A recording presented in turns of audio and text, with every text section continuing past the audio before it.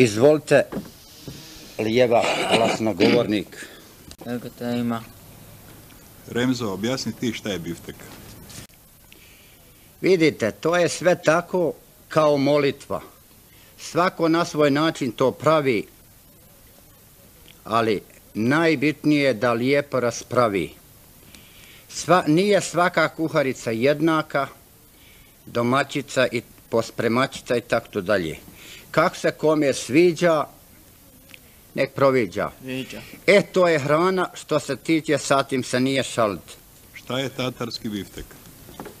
Čuj, ja to nisam jeo, istina da sam sad tu sjeo, ja neću u stihama pričat,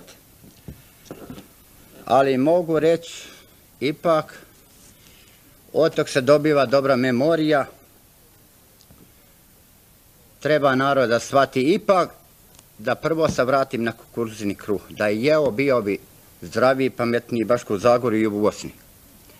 Ali to je drugo, ako je narod gubi svoje pamćenje, neće da se usmjeri susjed prema susjedu, komšija prema komšiji, rod prema rodu. Naroda, ja znam da ste vi svi izbačeni iz kontakta i prije za one vlasti, a danas treba prepoznat slasti. Čovječanstva, proročanstva i tako dalje. Ja neću obilazit, nego ja ću reći direktno, drito kako hoćete. Cijenjeni narode, svega mi je dosta, vjerujte, samo dobra nije. Ako je čovjek dobar, stvarno je lud. Ako je griješan, ako je pametan, malo samo glasno govorniće. Jer stvarno, kažu u Bosni ovako, ako govoriš rogato, šutiš šušasto, ako se fali, sam se sramiš, ako se ružiš, sam se... Sad vi malo između 4 reda čitajte. Uzmite jedan ritam. Vidiš, da vam budem iskren, ja sam kupio 200 flaša, istina.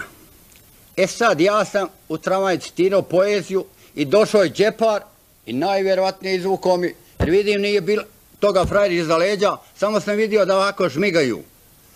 Ode moji 100 kunića kroz 2 kafića. Čujte, susjedu si komši veseli kad mu krepa krava. Ali gospodo, stvarno život je varka, ako šuplja barka. Sad pozdravljam svog Marka da mu želim oporavljenje, jer je skoro operiran. Ja pozdravljam one doktore koji su operirali iz Vijene. Dragi narode, da bar lijepi riječi ima, da bar niko nikog ne ogovara ako ga neće pomoći. Ja nikad nisam ništa od nikog tražio ni prosio. Ja sam se s Bogom ponosio i Bog je meni ipak dao znanje, hvala dragom Bogu. Ali narod, dajte se usmjerite, ja sam, hvala Bogu, samouk, mogu vam reći, magistar, doktor, profesor, Rambo Kraš, bio Remzo Krak, priča kroz drak, djeco draga, mi smo svi Božja djeca.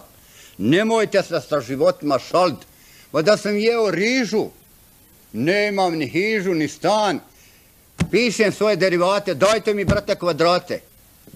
Jer ja sam od srca 6 godina u hidroelektri odradio, 20 u Krašu, 8 pisao poeziju, sve od srca.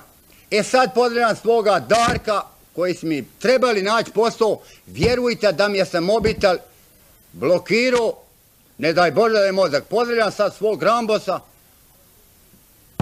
u Njemačkoj i ovdje Darka, pravicu. A neko bi gledao da ja pasem travicu ko bik.